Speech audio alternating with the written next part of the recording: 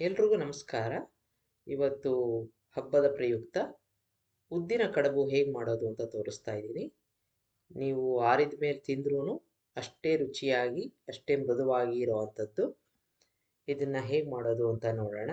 ಮೊದಲನೇದಾಗಿ ನಾನು ಹಿಟ್ಟನ್ನು ಈ ಥರ ಬೇಯಿಸ್ಕೊತಾ ಇದ್ದೀನಿ. 1/4 ಕಪ್ನಷ್ಟು ನೀರನ್ನು ಹಾಕೋತಾ ಇದ್ದೀನಿ. ಅದಕ್ಕೆ ಸ್ವಲ್ಪ ಉಪ್ಪು, ಒಂದು ಅರ್ಧ ಸ್ಪೂನಷ್ಟು ತುಪ್ಪನ ಹಾಕೋತಾ ಇದ್ದೀನಿ. ಈಗ ಇದನ್ನು ಚೆನ್ನಾಗಿ ಕುದಿಸ್ಕೋಬೇಕು.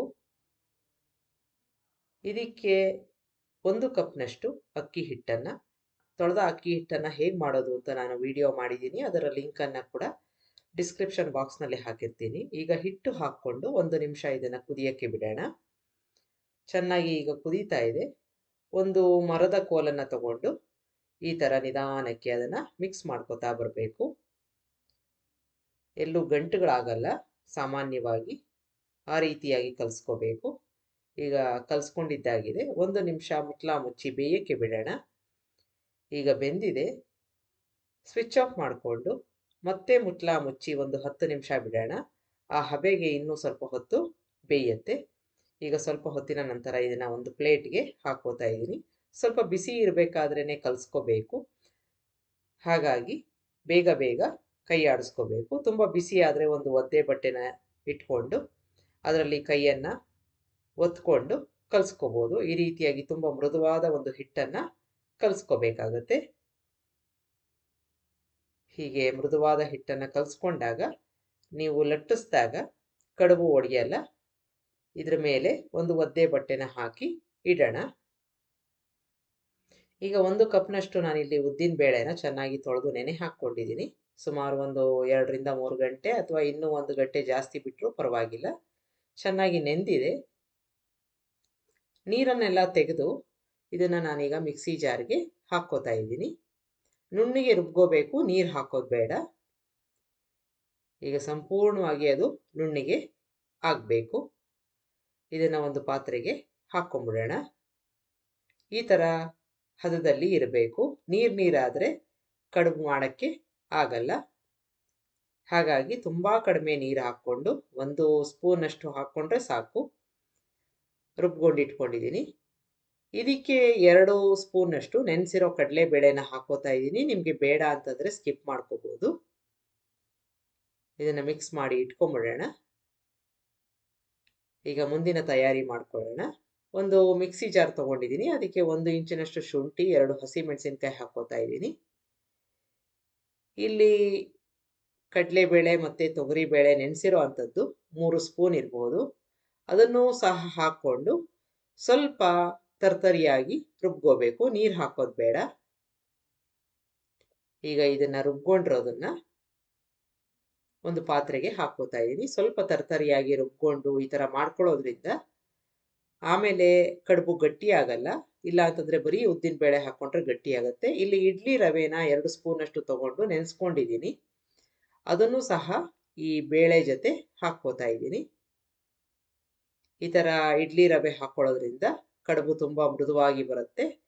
ಈಗಾಗಲೇ ನಾವು ರುಬ್ಕೊಂಡಿರೋ ಒಂದು ಉದ್ದಿನಬೇಳೆ ಹಿಟ್ಟನ್ನು ಹಾಕ್ಕೊಂಡು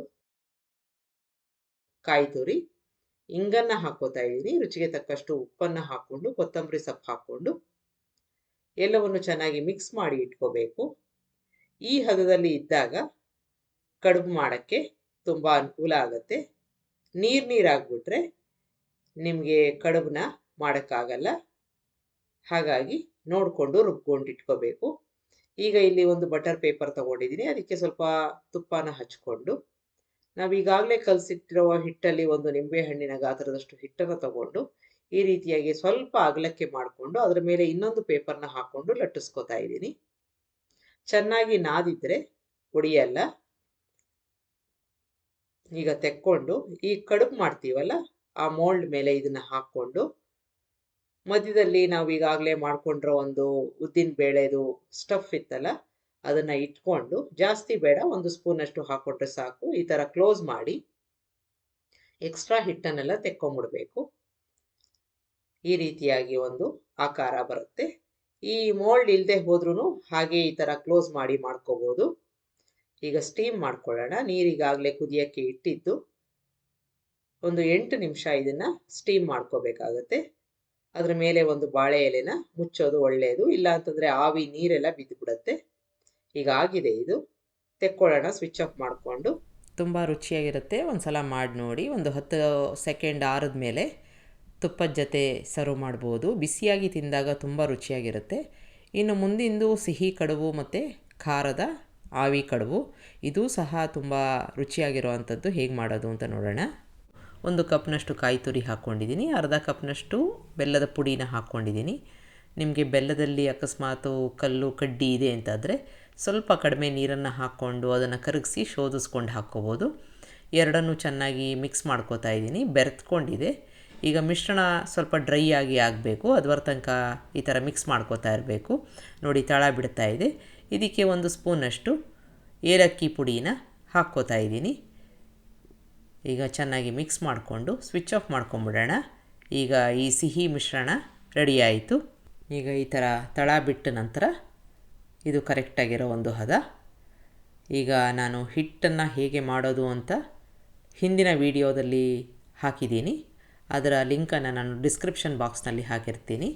ಈಗ ಅದರಲ್ಲಿ ಒಂದು ಸಣ್ಣ ನಿಂಬೆಹಣ್ಣಿನ ಗಾತ್ರದಷ್ಟು ಹಿಟ್ಟನ್ನು ತಗೊಂಡು ಈ ರೀತಿಯಾಗಿ ಲಟ್ಟಿಸ್ಕೋಬೇಕು. ಸ್ವಲ್ಪ ತೆಳ್ಳಗೆ ಲಟ್ಟಿಸ್ಕೊಂಡಾಗ ಹಿಟ್ಟು ಸ್ವಲ್ಪ ಕಡಿಮೆ ಇದ್ದರೆ, ಹೂರಣ ಜಾಸ್ತಿ ಇದ್ದರೆ ಚೆನ್ನಾಗಿರುತ್ತೆ. ಈ ಥರ ತೆಳ್ಳಗೆ ಲಟ್ಟಿಸ್ಕೊಂಡಿದ್ದೀನಿ. ಚೆನ್ನಾಗಿ ನಾದಿದ್ರೆ ಎಲ್ಲೂ ಒಡೆಯಲ್ಲ. ಇದನ್ನು ನಾವು ಕಡುಬು ಮಾಡ್ತೀವಲ್ಲ, ಆ ಒಂದು ಮೌಲ್ಡನ್ನ ತಗೊಂಡು ಅದರ ಮೇಲೆ ಹಾಕ್ಕೊಂಡು ನಾವು ಮಾಡಿರೋ ಒಂದು ಈ ಸಿಹಿ ಹೂರಣನ ಮಧ್ಯದಲ್ಲಿ 1 ಸ್ಪೂನ್ನಷ್ಟು ಇಟ್ಕೋತಾ ಇದ್ದೀನಿ. ನಿಮ್ಮ ಹತ್ರ ಮೌಲ್ಡ್ ಇಲ್ಲ ಅಂತಂದರೆ ಹಾಗೇ ಮಡಿಸಿ ಮಾಡ್ಬೋದು. ಈಗ ಇದನ್ನು ಹಗುರವಾಗಿ ಈ ಥರ ಪ್ರೆಸ್ ಮಾಡಿಕೊಂಡು ಎಕ್ಸ್ಟ್ರಾ ಹಿಟ್ಟನ್ನೆಲ್ಲ ತೆಕ್ಕೊಂಬಿಡಬೇಕು. ಇದೇ ರೀತಿಯಾಗಿ ಮಿಕ್ಕ ಹಿಟ್ಟಿನಿಂದ ಈ ಥರ ತಯಾರಿ ಮಾಡಿಕೊಂಡು ಸ್ಟೀಮ್ ಮಾಡ್ಕೋಬೇಕು. ನೀರನ್ನು ಈಗಾಗಲೇ ಕುದಿಯೋಕ್ಕೆ ಇಟ್ಟಿದ್ದು, ಅದರಲ್ಲಿ ಸುಮಾರು 8 ನಿಮಿಷ ಸ್ಟೀಮ್ ಮಾಡ್ಕೊಳ್ಳೋಣ. ಈಗ ಇದು ಸ್ಟೀಮು ರೆಡಿಯಾಗಿದೆ. ಇದರಲ್ಲಿ ಇಟ್ಕೋತಾ ಇದ್ದೀನಿ. ಈಗ ಸುಮಾರು 8 ನಿಮಿಷ ಒಂದು ಎಲೆನ ಮುಚ್ಚಿ ಸ್ಟೀಮ್ ಮಾಡ್ಕೋಬೇಕು. ಈಗಾಗಿದೆ, ತೆಕ್ಕೊಳ್ಳೋಣ. ಈಗ ಇದು ಒಂದು 10 ಸೆಕೆಂಡು ಆರಿದ ಮೇಲೆ ತುಪ್ಪದ ಜೊತೆ ಸರ್ವ್ ಮಾಡ್ಬೋದು. ತುಂಬ ರುಚಿಯಾಗಿರುತ್ತೆ. ಒಂದು ಸಲ ಮಾಡಿ ನೋಡಿ. ಈಗ ಇದಕ್ಕೆ ಹೊಂದ್ಕೊಂಡಂಗೆ ಖಾರದ ಕಡುಬನ್ನ ಮಾಡ್ತಾಯಿದ್ದೀನಿ. ಅದು ಕೂಡ ಇಷ್ಟೇ ರುಚಿಯಾಗಿರುತ್ತೆ. ಹೇಗೆ ಮಾಡೋದು ಅಂತ ನೋಡೋಣ. ಈಗ ಮೊದಲನೇದಾಗಿ ಒಂದು ಮಿಕ್ಸಿ ಜಾರ್ಗೆ 1 ಇಂಚಿನಷ್ಟು ಶುಂಠಿನ ಹಾಕ್ಕೊಂಡು 3 ಹಸಿಮೆಣಸಿನ್ಕಾಯಿನ ಹಾಕ್ಕೋತಾ ಇದ್ದೀನಿ. ಇದ್ರ ಜೊತೆಗೆ ಕರಿಬೇವಿನ ಸೊಪ್ಪು, ಕೊತ್ತಂಬರಿ ಸೊಪ್ಪು, ಆನಂತರ ಅರ್ಧ ಕಪ್ನಷ್ಟು ಕಾಯಿ ತುರಿ, ಸ್ವಲ್ಪ ಇಂಗನ್ನು ಹಾಕ್ಕೋತಾ ಇದ್ದೀನಿ. ಈಗ 1/4 ಸ್ಪೂನಷ್ಟು ಅರಿಶಿನ ಹಾಕ್ಕೊಂಡಿದ್ದೀನಿ. ಇಲ್ಲಿ 1 ಕಪ್ನಷ್ಟು ಕಡಲೆಬೇಳೆನ ಚೆನ್ನಾಗಿ ತೊಳೆದು ನೆಂದಿರೋ ಅಂಥದ್ದು ಬಸಿ ಹಾಕ್ಕೊಂಡಿರಬೇಕು, ನೀರಿರಬಾರ್ದು. ಅದನ್ನು ಈ ಮಿಕ್ಸಿ ಜಾರ್ಗೆ ಹಾಕ್ಕೋತಾ ಇದ್ದೀನಿ. ಇದ್ರ ಜೊತೆಗೆ 7-8 ಕಾಳುಮೆಣಸು, ರುಚಿಗೆ ತಕ್ಕಷ್ಟು ಉಪ್ಪನ್ನು ಹಾಕ್ಕೊಂಡು ತರತರಿಯಾಗಿ ರುಬ್ಕೋಬೇಕು. ನೀರು ಹಾಕೋದು ಬೇಡ. ಈಗ ರುಬ್ಕೊಂಡಿದ್ದೀನಿ. ಈ ರೀತಿಯಾಗಿ ಹದ ಇರಬೇಕು.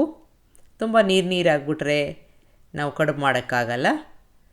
ಈಗ ಮತ್ತೆ ಹಿಟ್ಟನ್ನು ತಗೊಂಡು ಲಟ್ಟಿಸ್ಕೊಳ್ಳೋಣ. ಒಂದು ಬಟರ್ ಪೇಪರ್ ತೊಗೊಂಡಿದ್ದೀನಿ. ಅದರ ಮೇಲೆ ಇನ್ನೊಂದು ಪೇಪರ್ನ ಹಾಕ್ಕೊಂಡು ಲಟ್ಟಿಸ್ಕೊಂಡಾಗ ತುಂಬ ಸುಲಭನಾಗಿ ಲಟ್ಟಿಸ್ಕೋಬೋದು. ಈಗ ಲಟ್ಟಿಸ್ಕೊಂಡಿದ್ದಾಗಿದೆ.